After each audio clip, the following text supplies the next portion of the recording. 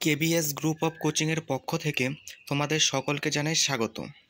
তোমরা জানো, West Bengal police recruitment বোর্ডের পক্ষ থেকে কিছুদিন আগেই একটা নোটিশের মাধ্যমে যে কনস্টেবল পদে প্রায় 11,749 জন যে নিয়োগ করা হবে তার জন্য কিন্তু অফিসিয়ালি বিজ্ঞপ্তি দিয়ে দিয়েছে এবং তার আবেদনও কিন্তু অলরেডি শুরু হয়ে গেছে।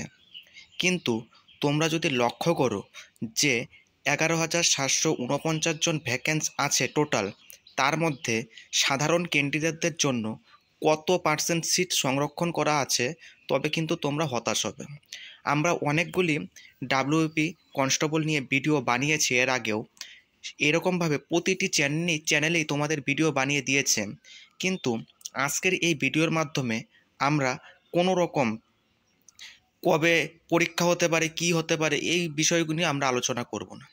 আজকে আমরা আলোচনা করব মূলত তোমরা যদি টোটাল ক্যাটাগরি ওয়াইজ ভ্যাকেন্সিগুলো দেখতে পারো, তবে দেখতে পারবে তোমাদের সাধারণ ক্যান্ডিডেট অর্থাৎ যারা পিওর নতুন ক্যান্ডিডেট আছে বা যারা 1-2 বছর থেকে চেষ্টা করছে চাকরিটি ছিনিয়ে নেওয়ার জন্য, তাদের জন্য কি কোনো সুযোগ সুবিধা রয়েছে, সেটাই আজকের এই ভিডিওর মাধ্যমে আলোচনা করব।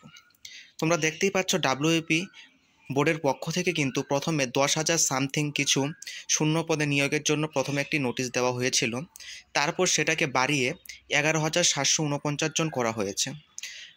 প্রচুর সংখ্যক ছেলেমেয়েরা খুবই খুশি এই যে তোমাদের শূন্যপদ বৃদ্ধি করা হলো, কিন্তু অ্যাকচুয়াল শূন্যপদ কি সাধারণ ছেলে মেয়েদের জন্য বৃদ্ধি করা হলো?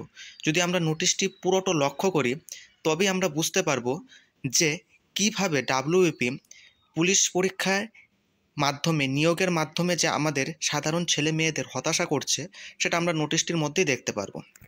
আমরা যদি নোটিশটির নিচে দেখতে পারি, তোমরা এখানেই দেখতে পারছো 12,000-এর মতো শূন্যপদ, কিন্তু আনরিজার্ভড ক্যাটাগরি যারা আছে তাদের জন্য টোটাল দেখো ছেলে মেয়ে মিলিয়ে মাত্র 1200টি পোস্ট আছে। আমরা আরও বিস্তারিতভাবে তোমাদের দেখিয়ে দেব যে 12,749টি পোস্টের মধ্যে জেনুইন বা প্রথম যারা পরীক্ষা দেবে বা জেনারেল যে ভ্যাকেন্স কতগুলি আছে। তাছাড়া তোমরা দেখতে পারবে সমস্তটি, তোমরা দেখেওছো অবশ্যই পুরোটি ভিডিও।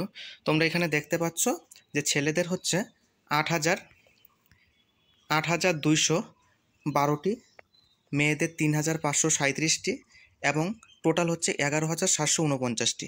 আমরা দেখে শুধু আমরা নয়, যারা যারা চাকরি প্রার্থী আছে সবাই কিন্তু প্রচুর খুশি যে 11,749 জন নিয়োগ করা হবে ডাব্লিউপি পুলিশ পরীক্ষায়, তাহলে একটা এবার বিরাট সুবর্ণ সুযোগ এবার চাকরিটা ছিনিয়ে নেওয়ার।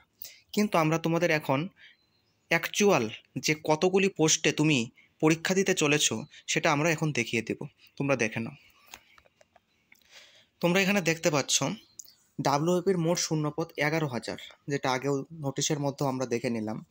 তার মধ্যে ইউআর ভ্যাকেন্সি আছে, যেটা ছেলে মেয়ে মিলিয়ে হচ্ছে 1200। ইডাব্লিউএস যারা ইকোনমিক্যাল একটু দুর্বল তাদের জন্য 840টি, এবং এসসি ভ্যাকেন্সি 960টি, এসটি ভ্যাকেন্সি 240টি, ওবিসি এ এদের ভ্যাকেন্সি হচ্ছে 360, ওবিসি বি 360, অর্থাৎ ছেলে মেয়ে মিলিয়ে কিন্তু তোমাদের এই ভ্যাকেন্সিটা দেওয়া হয়েছে। এখন অনেকেই বলতে পারো যে চাকরি পাওয়ার জন্য তো আমাদের একটি সিটেই যথেষ্ট, অর্থাৎ একটি সিটের জন্যই তো আমরা লড়ছি।